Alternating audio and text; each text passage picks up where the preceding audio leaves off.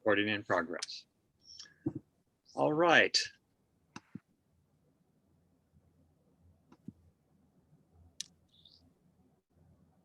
Would you repeat that question, Karen, just now that we're recording? Yeah, my question was, I missed last week's live session and I watched the recording, and I was wondering about those stages because I'm definitely in an outlaw phase now, but I feel like I've been there before. I've been there a couple of times, and I just sort of wonder how this fits with this whole model of different stages, whether it's linear, how circular, and what does this mean then, circular? Is this like revisiting the outlaw on a deeper and deeper level? Like now I'm pondering, who am I without work? Because I took a sabbatical, which is a situation I've never been in before. Who am I really without work? So, yeah. So just curious about your comments on this. Okay, I'm going to mute everybody. And if you will then use the little unmute button to and raise the little raise your hand thing. You know what I'm talking about. If you'll use that. Okay. I'm gonna play with things here.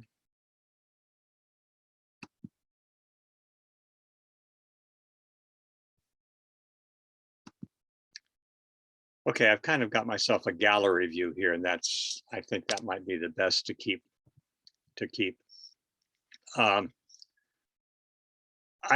Stages like that, of course, are very imperfect. They're just kind of metaphors of the way the human personality and spirit seems to develop, and those that particular model that Sam Keen used so many decades ago just strikes me as the kind of energies I see in myself. And like you, Karen, I've seen that outlaw energy pop up every so often during my life. It's probably the same energy as the rebel energy, but it manifests itself in a more mature fashion, and probably more and more mature as we hopefully get more and more mature. How about the rest of you? Have you felt that outlaw energy at different times in your life? Any examples of that?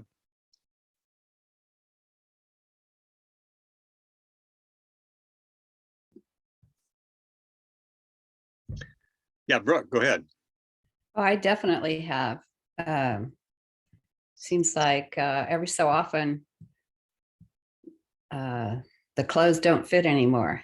So it's like time to go through a dark period of who am I and come out the other side. So yeah, I agree with you, Karen. There's been a number of outlaw episodes. I'm guessing there will be in the future too. Well, I certainly hope so. Yeah. One of the ways we can tell the outlaw energy is that people will inform us that there's something wrong with us. We will get the message that we're not behaving the way we're supposed to behave. If you're not getting that message, it may not be outlaw. That's not necessarily true, but that's the way I've experienced it. Patrick. Yes, as Edie just, was that Edie that was just speaking? No, that was Brooke. Brooke that was just speaking. Sorry. As Brooke just said, it sort of comes and goes in my life, and there's two tracks for that for me. The example that I have of something that happened in much earlier in my life, in my late 30s, I was in a job where I was doing fine. I was making great money. I was, it was so easy. I was coasting, and I was just totally bored. And so I started looking around for a new job, and nothing clicked, and I got some rejections, and I was just kind of discontented. And so I went to my boss and I said, by the end of this was mid-year, by the end of this year, I'm going to be gone. And he said, "Oh, wow. Okay. Well, where are you going?" I said, "I haven't the vaguest idea."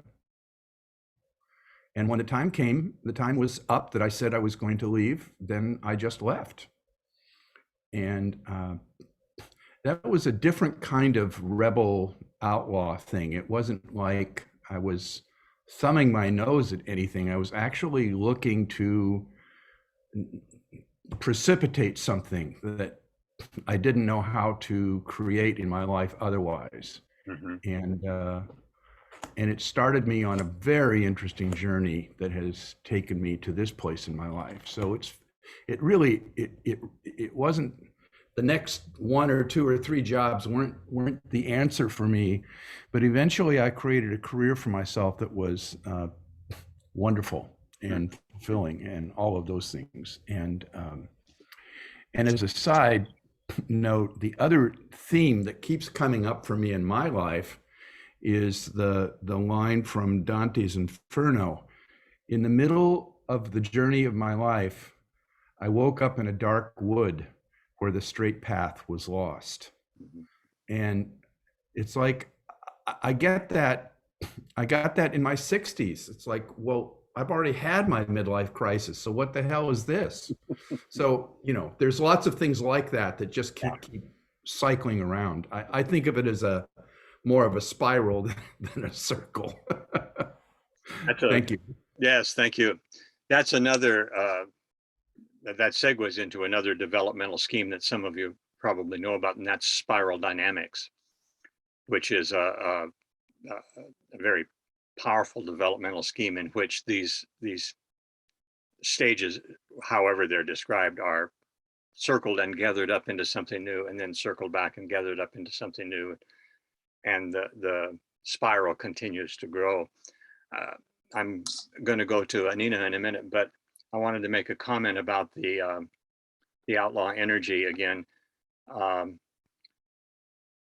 think the way I remember Sam talking about it, the outlaw indicates that you literally, in a sense, are stepping outside of the law, and the law is societal norms and the things that everybody knows and that you're just supposed to abide by if you are going to be a good person. So it really is a stepping outside of the law that's been laid down to you. So Anina? Thank you so much for bringing this back up, because I didn't realize I had so many questions still. And I really appreciate that you said that it's uncomfortable, going into these outlaw periods. And I think Brooke said last time, it's lonely. Sometimes these transitions are lonely because, I grew up in a very conservative family, very conservative county, and to be a square peg in a round hole in my family and the county and everything just did not fit. That did not fit for me. And so having to push away from that is hard. It's hard. And I'm learning. First, I had to push away really hard and kind of slam the door. Now I'm open up the door again and just being a little bit more gracious.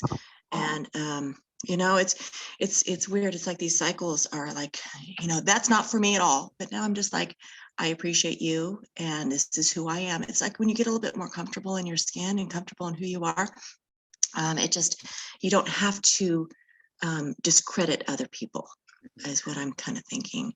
And so, but I can still be me. It's hard to be me what I was thinking of is like when you go through these stages and others are not, like that distance gets bigger.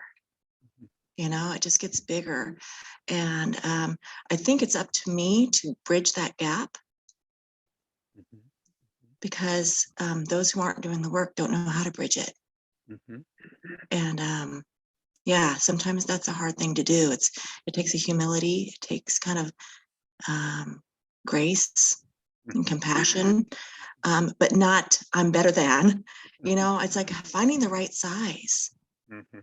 Yeah. It's really finding the right size. And that's kind of hard. It's hard to do and it's a little bit lonely. But when I find it, it feels right. Mhm. Um, and so I want to just keep practicing that. If that makes sense. It That's what I was does. just thinking of. That's a lovely observation, because do I slam those doors? And that's the segue, I think, over the development of life between the rebel energy and the outlaw energy.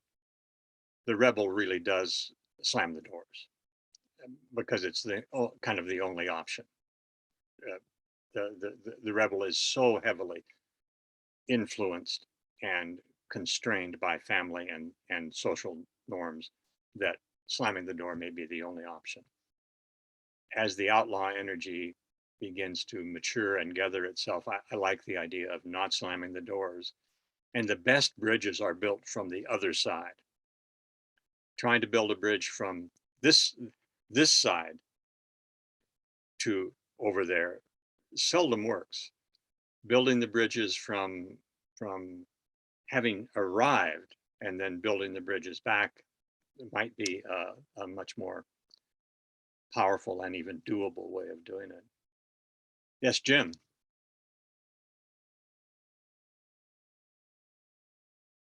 Unmute yourself, Jim. I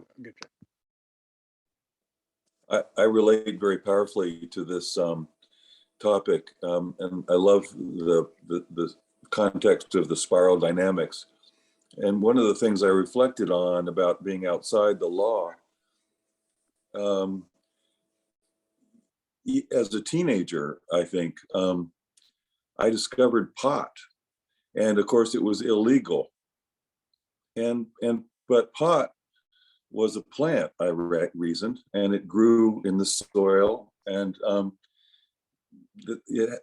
so it invited more exploration, and it became actually a very important herb that fed my outlaw self in a very powerful way.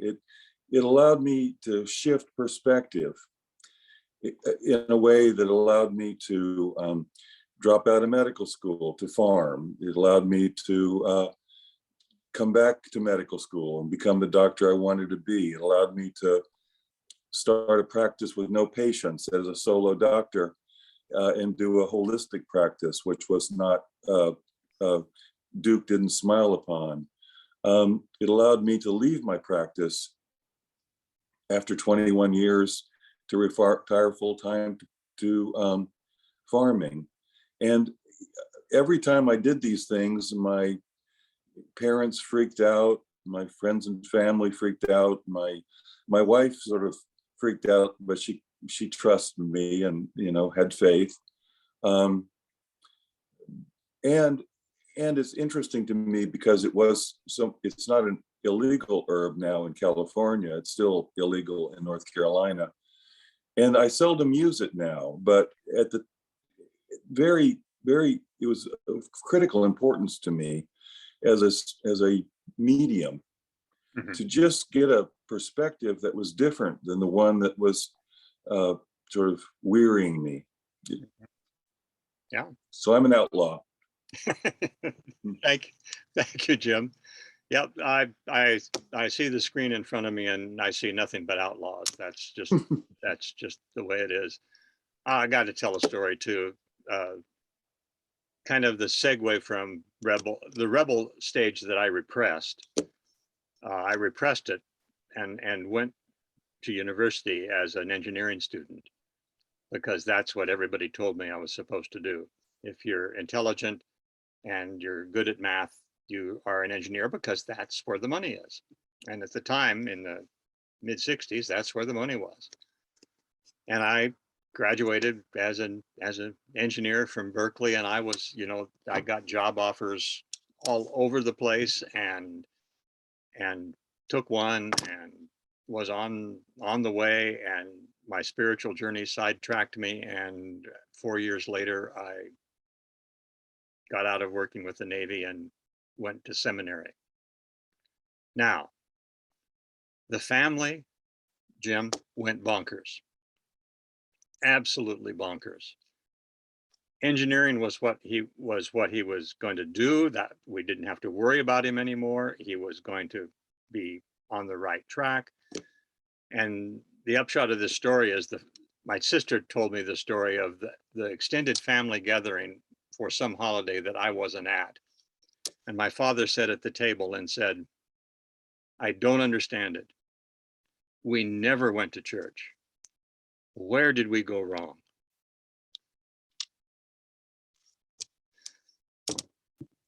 So, I was an outlaw from a very early age. And from then on, the family just got tired of watching the transitions. They just, anything else on the outlaw before we go on, or the stages? I just put a question in the chat because I really just didn't understand what it looks like to build the bridge to connect from the other side. What does that mean?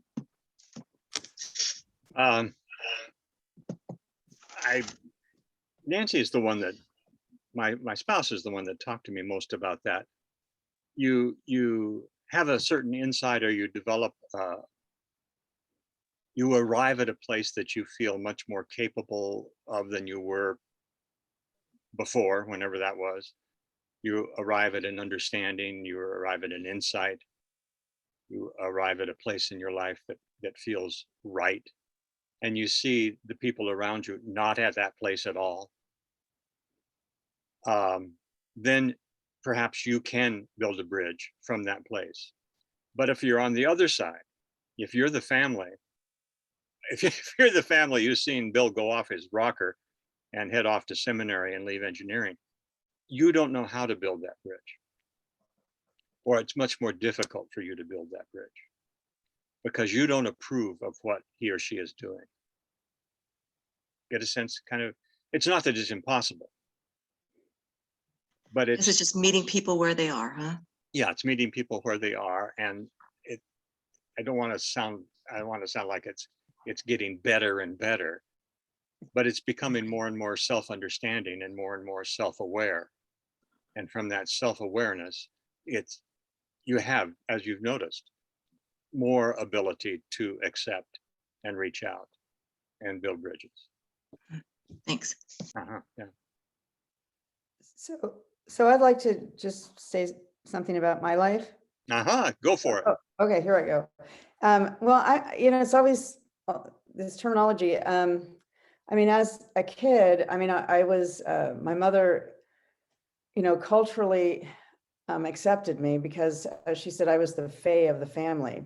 And my older sister said, "You know what that means? You're the crazy one." Yep. And I go, "Yeah, I know." And but it's like I've always felt extremely different. And I was very sick as a child, sick when I was born, sick. I stayed home a lot, tutored and stuff like that. And so I don't know. I just felt different and knew I was different than people. And they allowed me not to sit at the table. I could eat, in the ante room, in the washroom, so I could eat quickly and go back out to my animals. And I just wasn't comfortable, even around my family. I mean, I love them.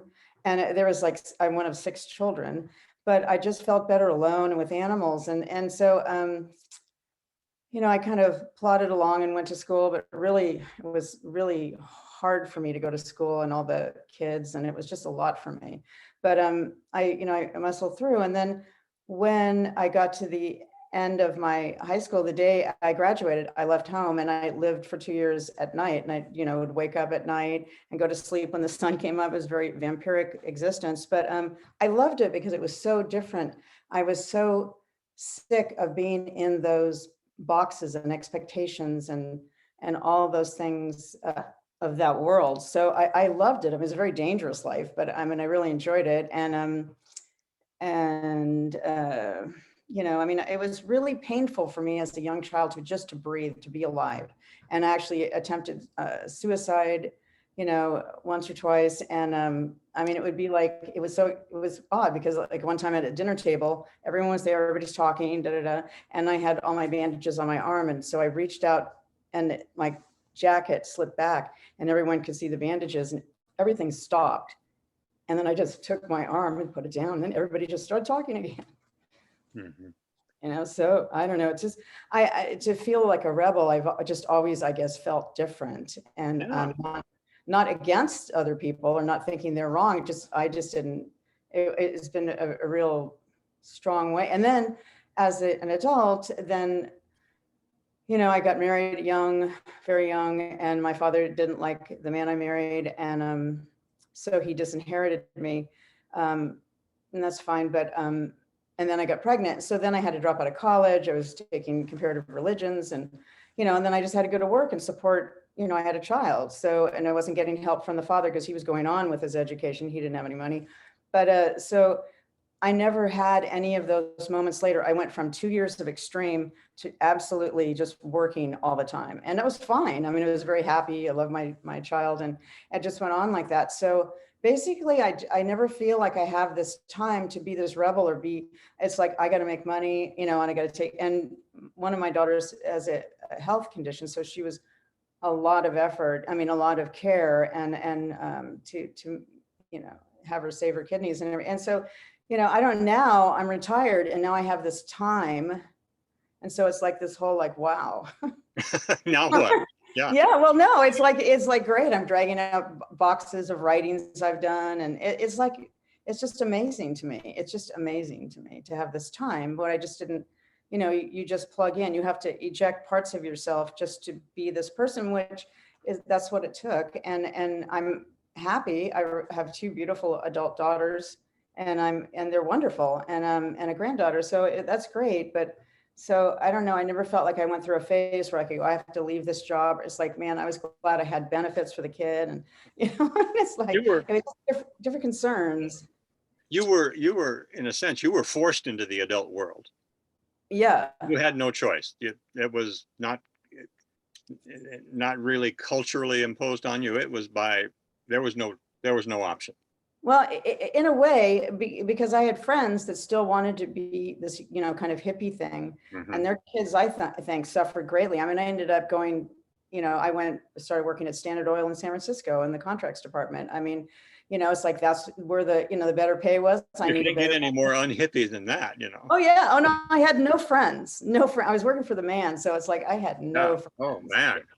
But it was an interesting. Still, I had many adventures, and it was interesting. But I'm gonna guess that you had a natural rebel outlaw, you know, probably not even right to try to put it into stages, but that quality in you was, you knew it was there from the start. yeah, And it was there all through I mean, you had to rein it in to be the single parent. right. But I will guarantee I don't know you during those times, but I'll bet it was there all the time anyway. It's kind of what kept you going. It's what kept you from going into despair. It's what energized you. It was your kind of unseen ally. Mm, Uh, yeah, I think you're right. I think that kept you going. Those are the rebel and the outlaw are the energetic parts of our existence. Mm. That's what fuels our lives. That's what keeps us striving to find the answer that Karen talked about of, you know, okay, who am I now? Who am I now? Is that energy your solar plexus? Is that I would Right. call it solar plexus energy. In Yeah. Qigong, it's the Dantian, the lower Dantian. yeah? Um, but it connects with the heart energy and the in Qigong the Shen, the divine energy. So, but yeah, it gets located in the solar plexus, I think, from a Chinese medicine point of view. Uh-huh. Well, let's go on from the developmental model, although we can circle back to it anytime because it gives us a nice hook to put experiences on. In the chapters for this week, they were from chapter 28 on through 40. Are there any that stood out for you or that you would like to talk about? I'm going to start with chapter 30 because it's pertinent to what I'm going through. And that's the sage must travel light. Youth can carry a heavy load day after day without noticing the damaging effects. But the sage must lay down the burden. Resentments, regrets, injuries, slights, grudges, and disappointments are much too cumbersome for a person of wisdom and contentment. The sage must travel light. There is a backpack in the mind, which over the years has become filled with rocks and stones. You do not have to carry them anymore. You can empty your pack and carry only compassion from one day to the next.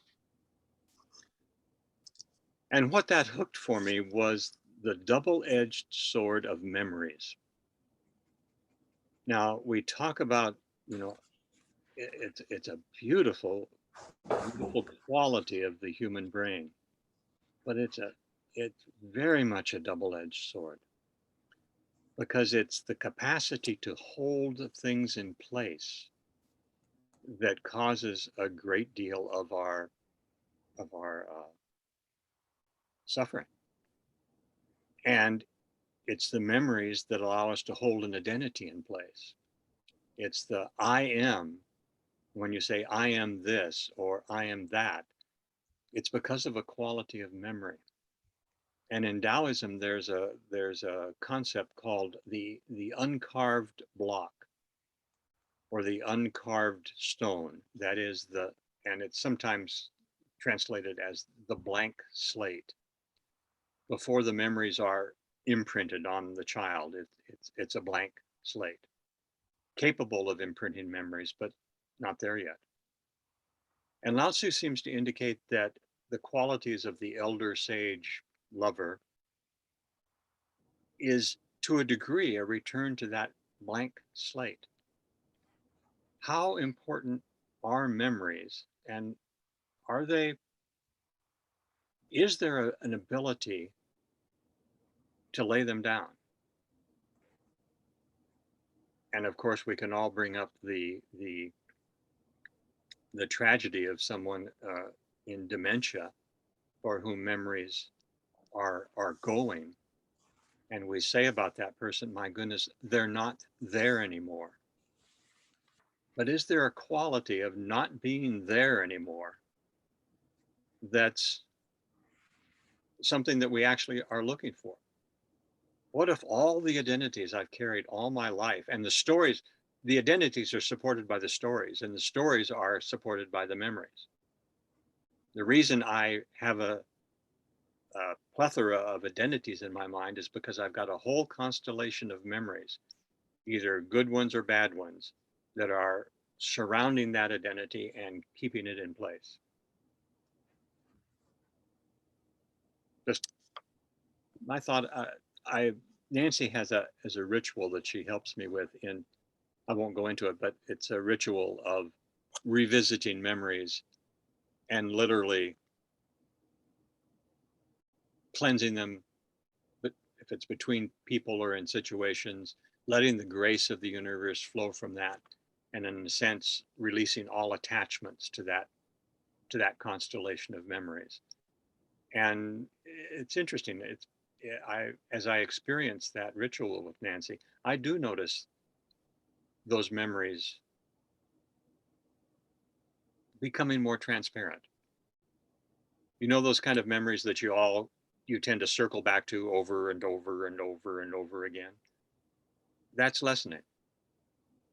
I don't automatically think of somebody and then go back to a whole constellation of memories around them.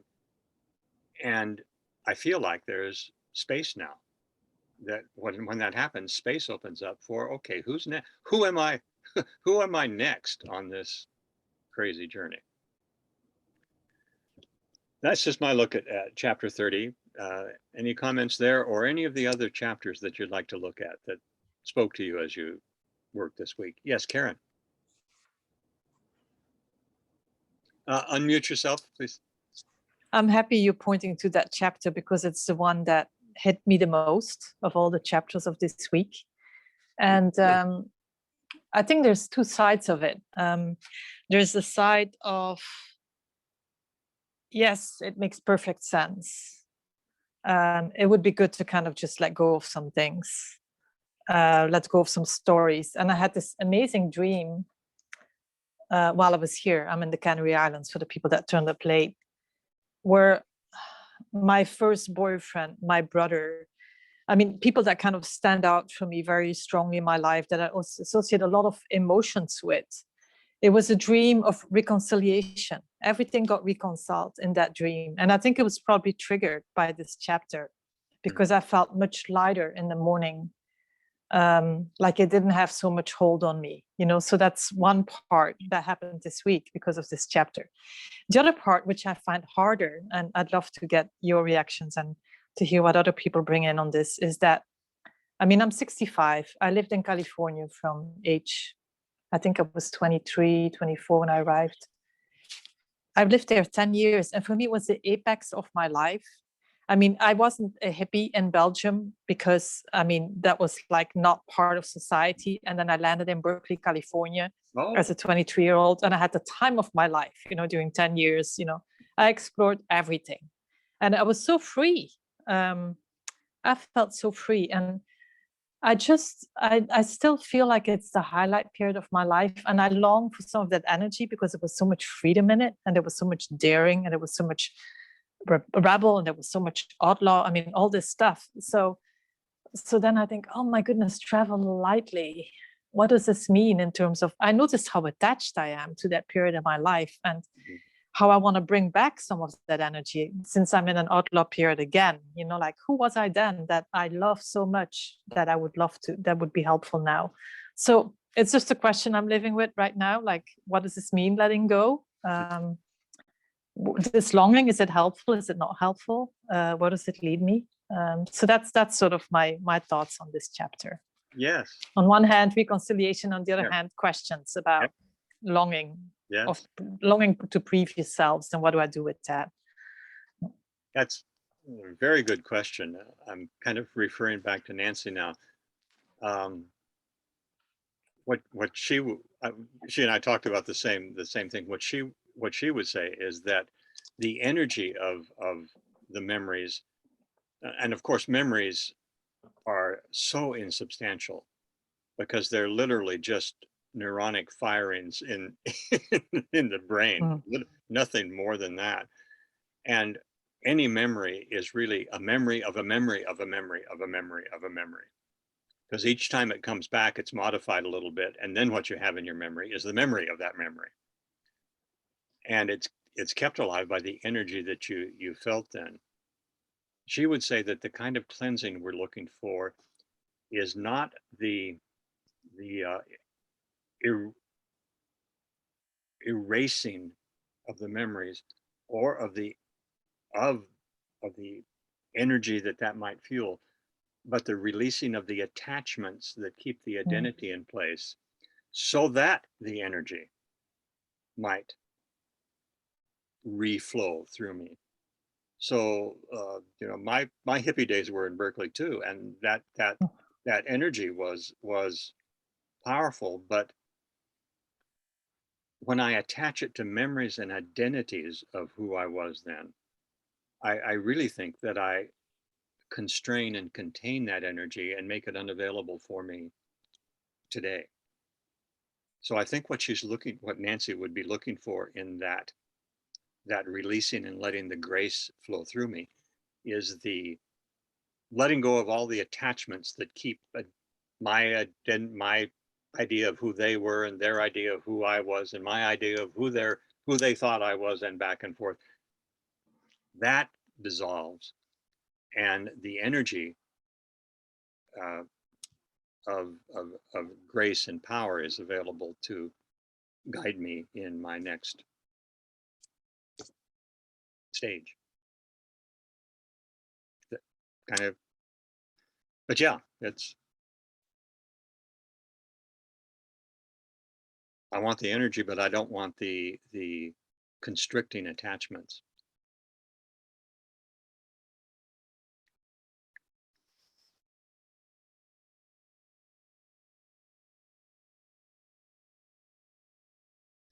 Any other comments on that or other chapters that you were looking at?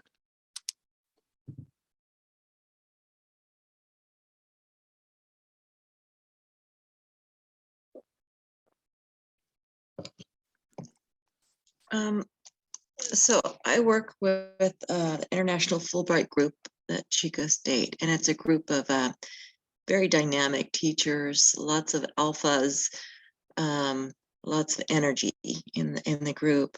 And the other day I found myself kind of feeding into that energy, feeding into a little bit of the chaos and the drama and everything.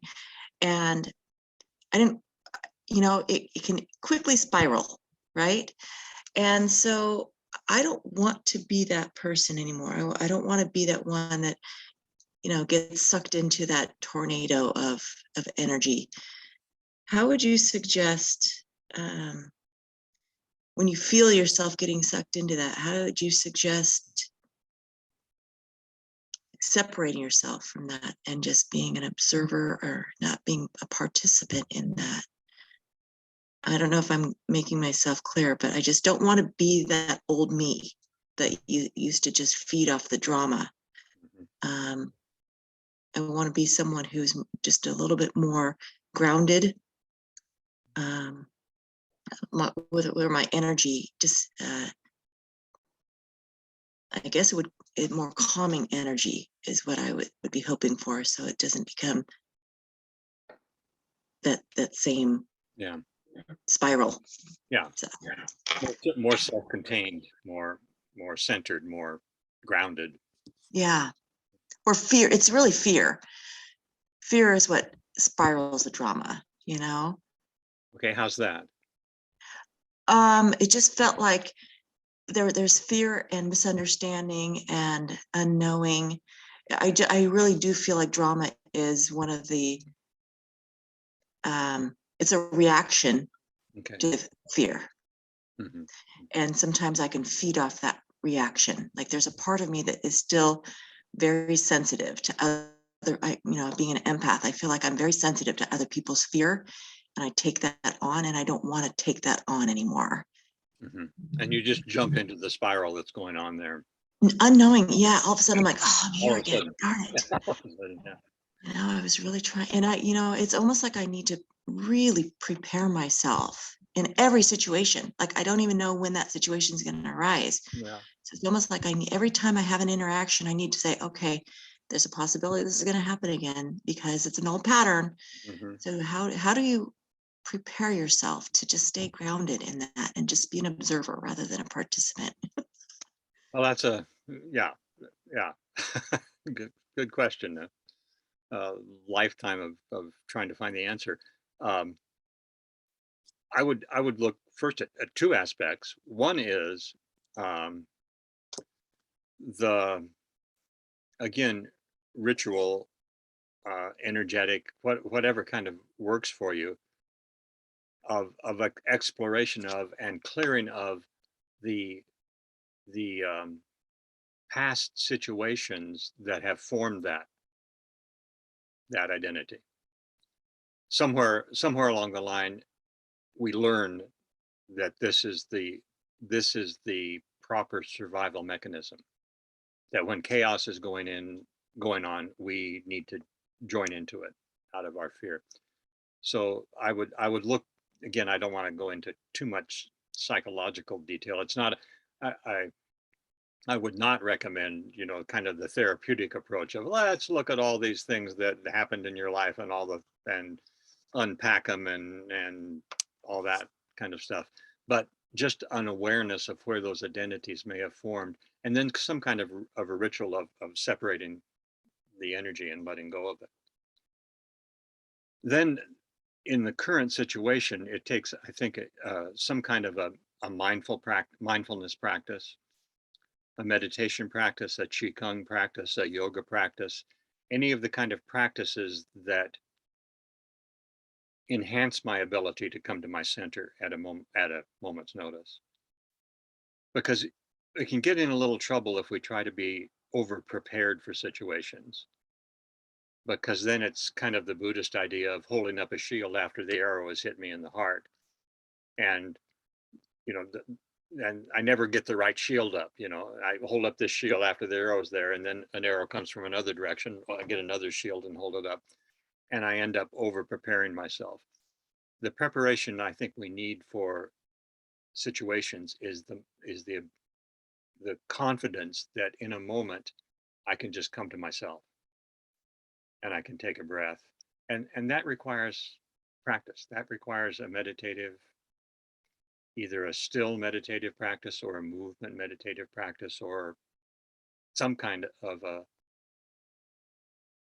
practice of cultivating the ability to be in the moment rather than caught in the external chaos. I'm a big advocate, of course, of Qigong, but there are dozens of practices that are mindful. And kind of the dean of mindfulness practice was Thich Nhat Hanh. And so if no place else to go back to his videos and get his take on that. Yes, let's go to Jim and then Karen. I'd love to hear more, Bill, about your Qigong practice. Do you do the 8 brocades practice? Just can you tell me a little bit more about your personal practice with Qigong? My personal practice is very eclectic. I've studied it for pretty much 40 years now.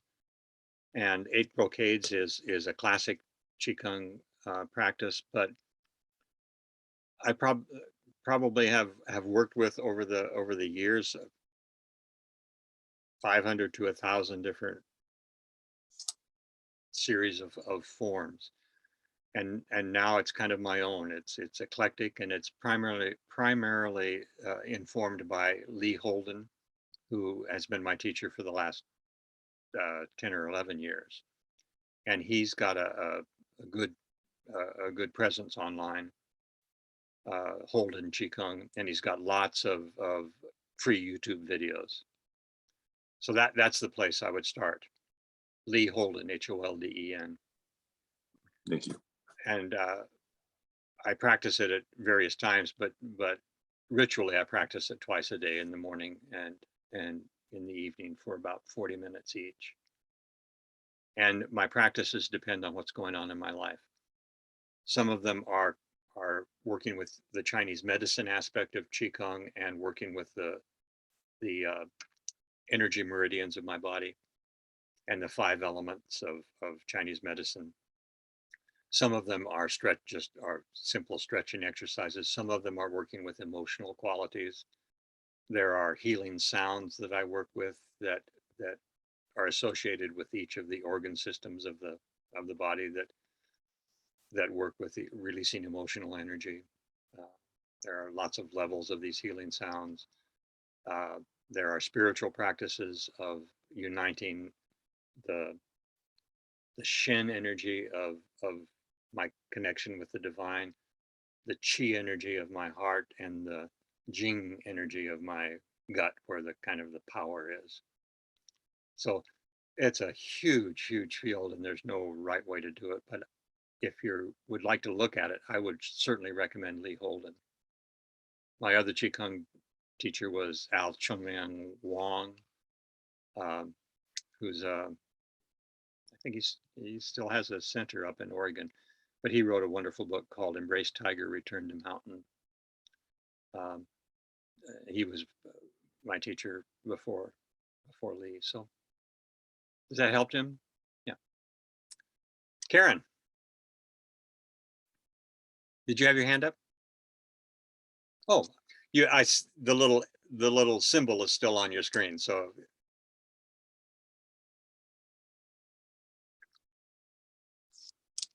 Jim's off to practice Qigong. Anything else? What were you looking at this week? Did you say Al Wong? What was his name? Wong. The Al Wong, Huang.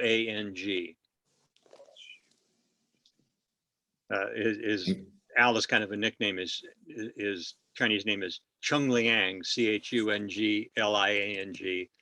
Wong, Huang.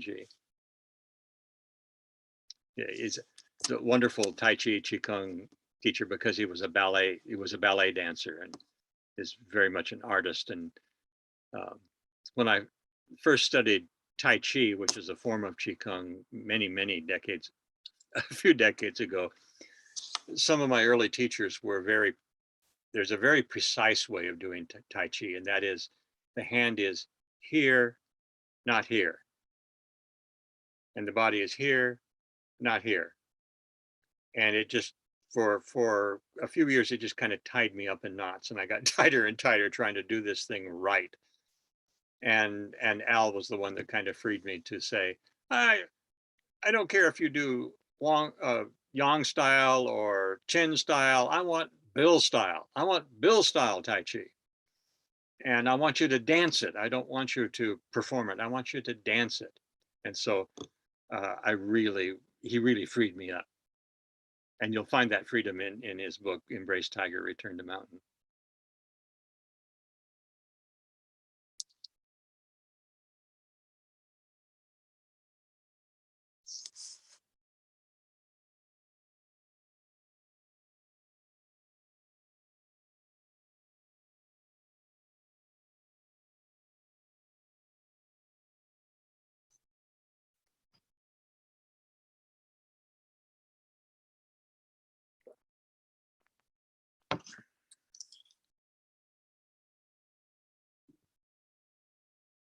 Yes, Richard again.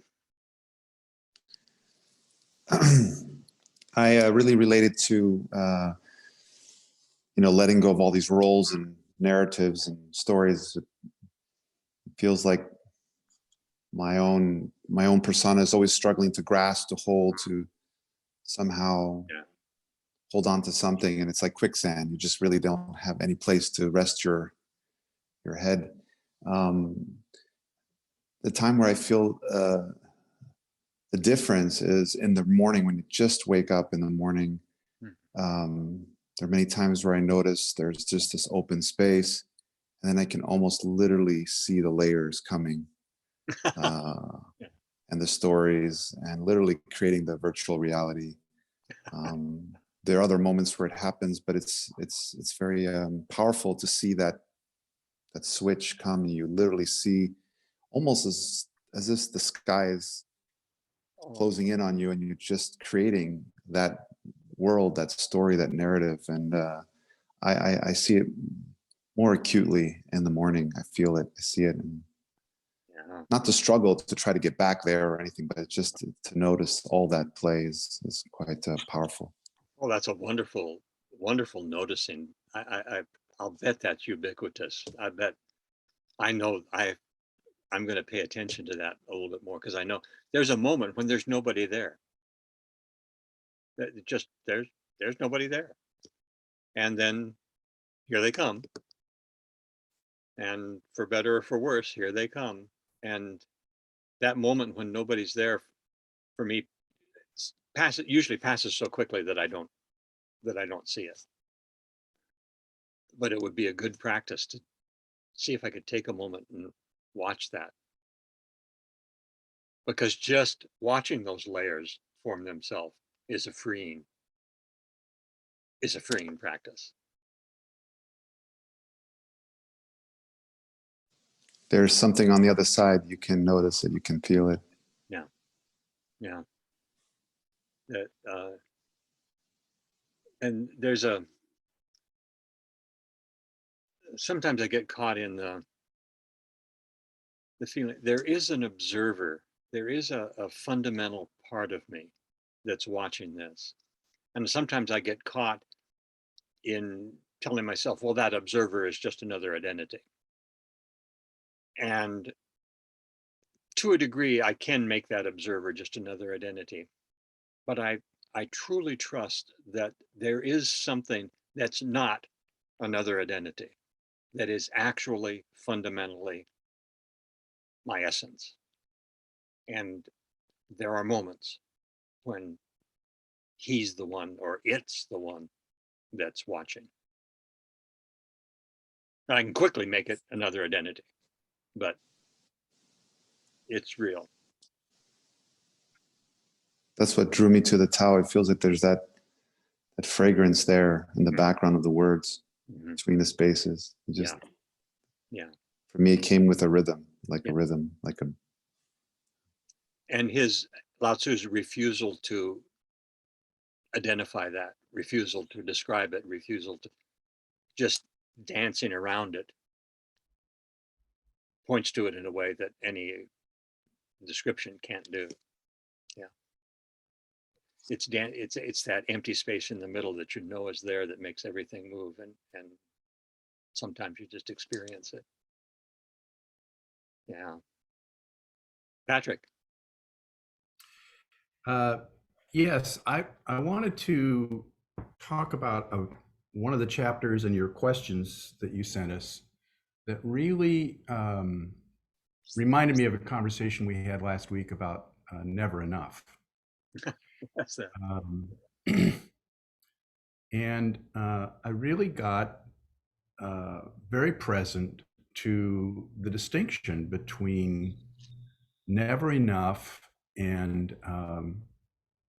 having everything I need in that chapter. Number 37 starts out, the young confuse passion with desire and live in constant discontent. The sage knows the difference and lives in peace and joy. So at the beginning of the year, I declared that this year was my year of peacefulness. And I was, and it's not that I haven't had times of peacefulness in my life,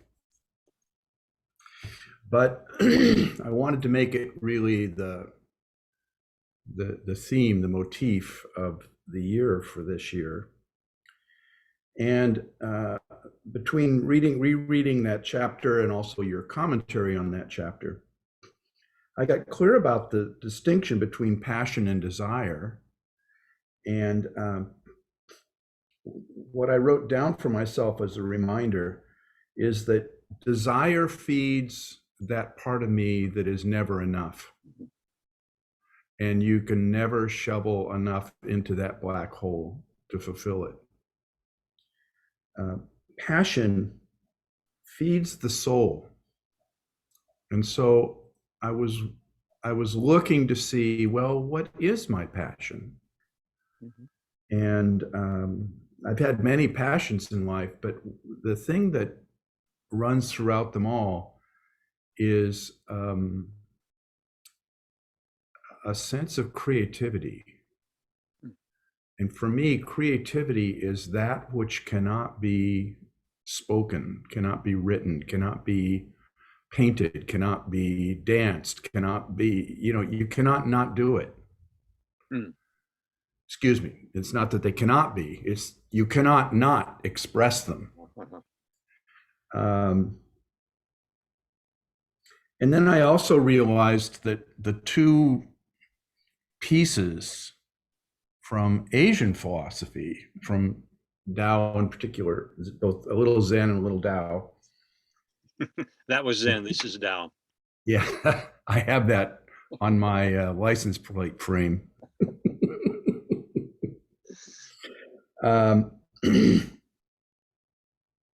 The two pieces that really inform that part of my life are Wabi Sabi and Wu Wei.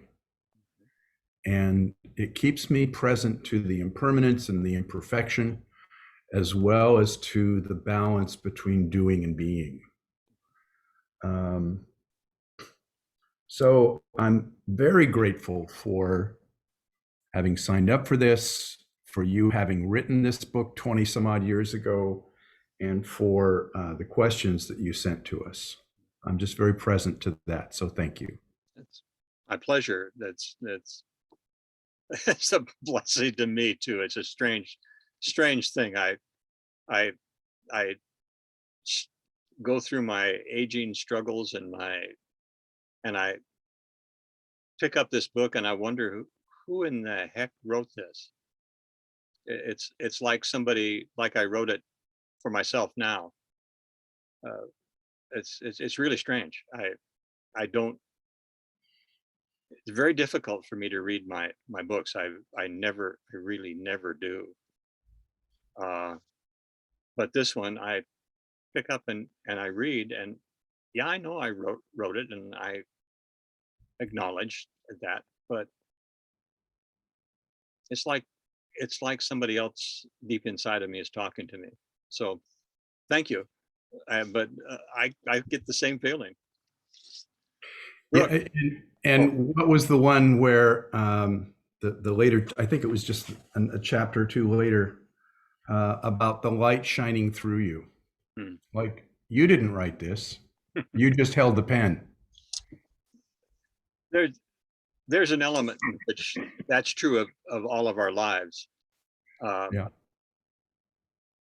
We are at our most powerful when we realize that we're being lived by life,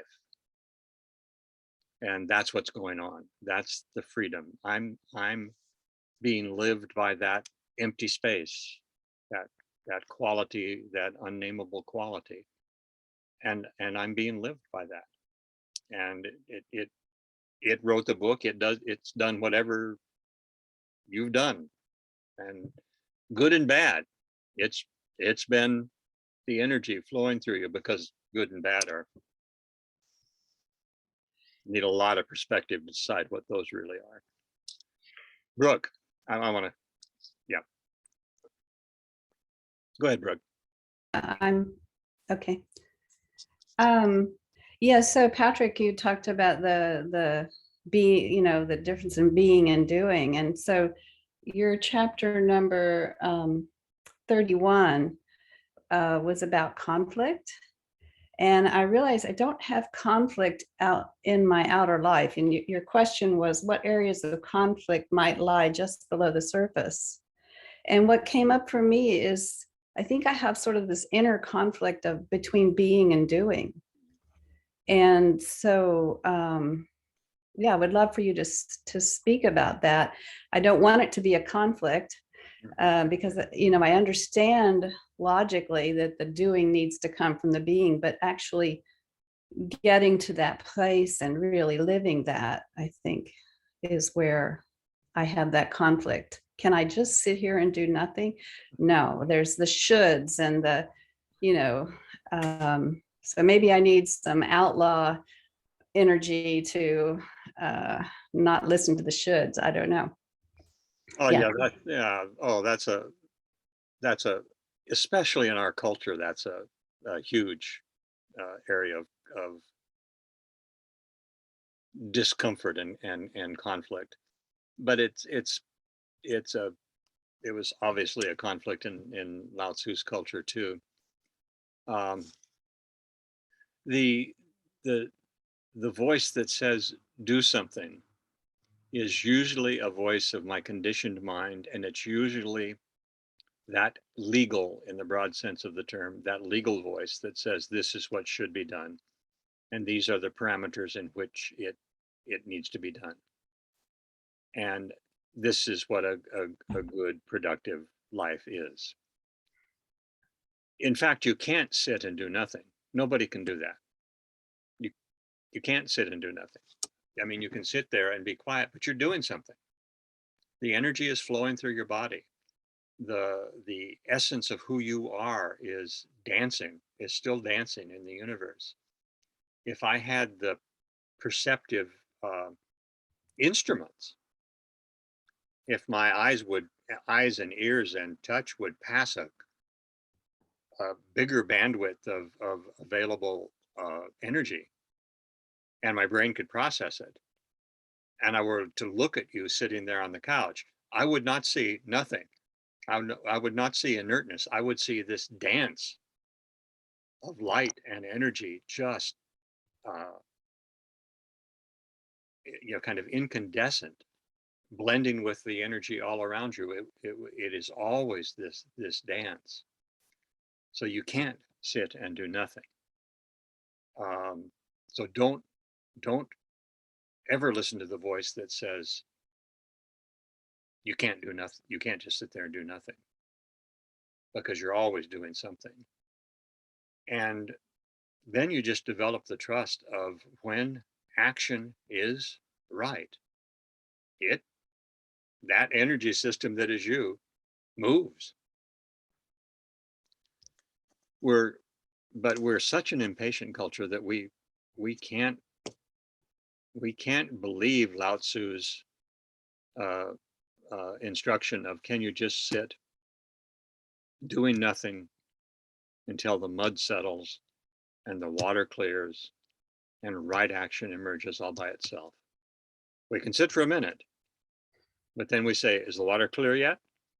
Is it clear yet? And then we stir it to see if it's clear. And of course we muddy it again. And it's a huge shift to shift into that trust that action does itself. And yet I can't think of a more important shift for a society to have.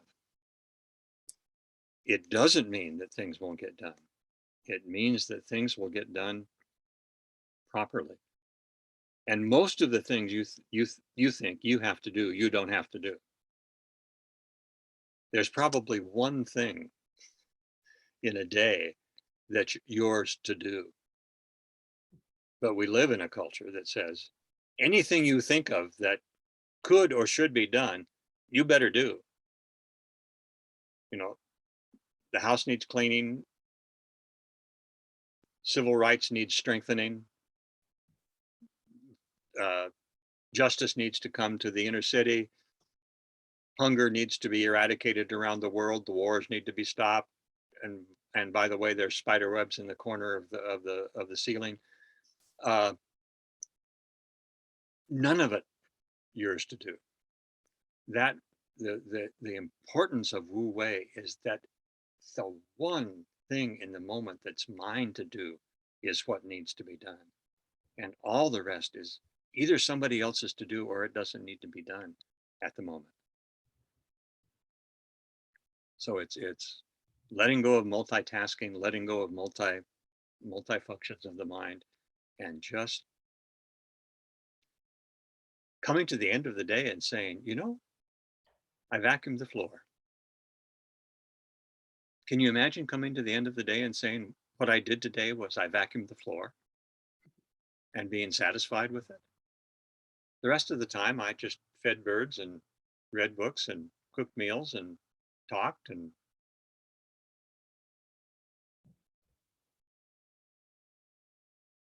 did Qigong.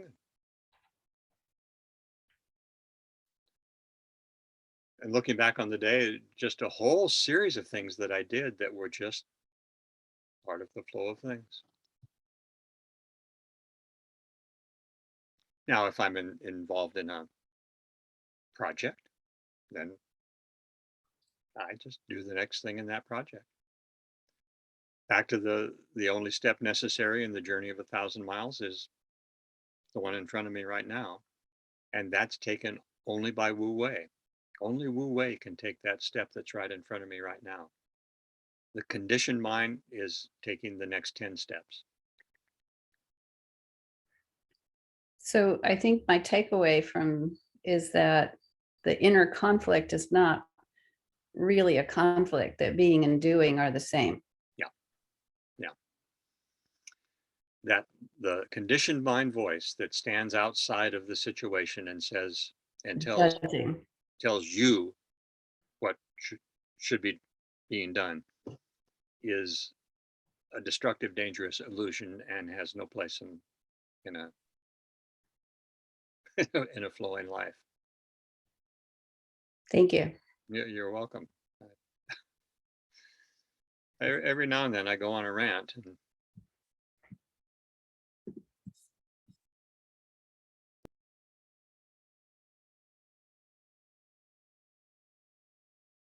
Richard, do you have your hand up or? Oh, okay.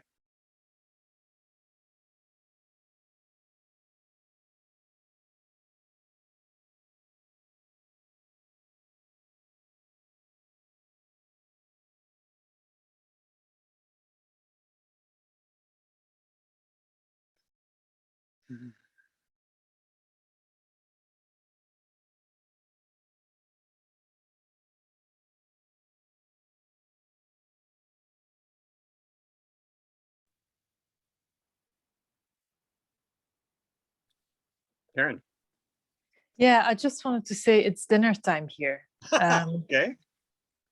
You know, it's 7 p.m. in my time zone. So thank you so much. I mean, I Oh, made You're tons very of welcome. notes, lots of lights that came up in my soul and my head. You know, thank you so much for all your wisdom, all Oh, of you, and see you next week. Okay. You're welcome. See you next week. Enjoy your vacation. Yeah. Yes. We can probably get ready to go our separate ways, but we don't have to if there's something else you'd like to talk about. Bill, I love that you challenged us to be connected to the capital L lover this week. And I channeled into that in lots of different situations. And it was just, you know, not every time, you know, not every time, but once in a while I did. And it was good. It was so good. And I'm wondering if you have another challenge for us for this week. Nothing comes to my mind right at the moment. I don't know. Well, one possibility that we just have been talking about is to sit with and explore the difference between doing and being. Mm. As Patrick said, Wu Wei and Wabi Sabi are probably two of the most potent Eastern philosophies. Wabi Sabi is the awareness of the impermanence of life and the enjoyment of the things that are ordinary and earthy and simple and decaying and growing, and rather than the kind of the accumulation of plastic crap. It's a whole quality of of literature and decoration and approach to life that emphasizes the natural and the transient and celebrates the transient nature. The Cherry Blossom Festival is Wabi Sabi. It's sitting and enjoying the momentary beauty of the cherry blossoms before they fall. And I think Wabi Sabi is a pretty important quality for an aging person to embrace, because you know I'm looking more Wabi Sabi every day. You know, better appreciate the Wabi Sabi nature of my balding head, my body, and my life. So I guess Wu Wei, and what stops it? What drives me? Nothing wrong with an energetic life. Nothing wrong with spending all day working on a project. Nothing wrong at all with you know, going on a march or you know, working in the field all day. Nothing wrong with that at all, if it's flowing, if it's coming from a non-resistance raising quality. The uh, that, as Brooke was saying, that conflict between the doing and the being gets constellated because I have an intention, and the very act of having that intention constellates a resistance to that intention. So when a voice tells me you should be doing something, whether you know it or not, there's another voice that says, like heck I will, or no thanks. And it's often unconscious. But then we go ahead and we kind of plow through the day because we're doing the things we should. And expending great energy because it's always meeting either unconscious or semi-conscious resistance. What Wu Wei does is it doesn't constellate that resistance. It acts with so much fluidity and so much naturalness that very little resistance is raised. And so the energy required to go through a day doing something is far less than going through the day doing that same thing from a doing mind. So play with that this week. How do I let that energy flow, but not in a way that constellates resistance? And one of the ways that resistance gets constellated very quickly is to have an idea of how this is supposed to go. I put together a desk yesterday that we got for our Qigong room. And, you know, I knew how this was supposed to go, and I knew how long it was supposed to take, and I knew what was going to be involved in it, and shit, that didn't work out at all. And so the screwdriver got tighter and tighter in my hand, and the screws got less and less willing to go into the holes they were supposed to go into. And finally, Nancy tapped me on the shoulder and said, you may want to take a break. And when I came back to it, it was, oh, okay. What does this desk want to do? So I let it do what it wanted to do, and it's sitting in our Qigong room now, all ready to be used. You know those feelings, don't you? Okay. If I get any other great ideas, I'll email them to you. And I'll see you next week. Have a wonderful day and week, everybody. Thank you so much. Thanks, Thank everybody. Thank you. Enjoy your week. Thank you so much. Bye-bye. Bye. I- Bye, Bill. Thank you. Bless you.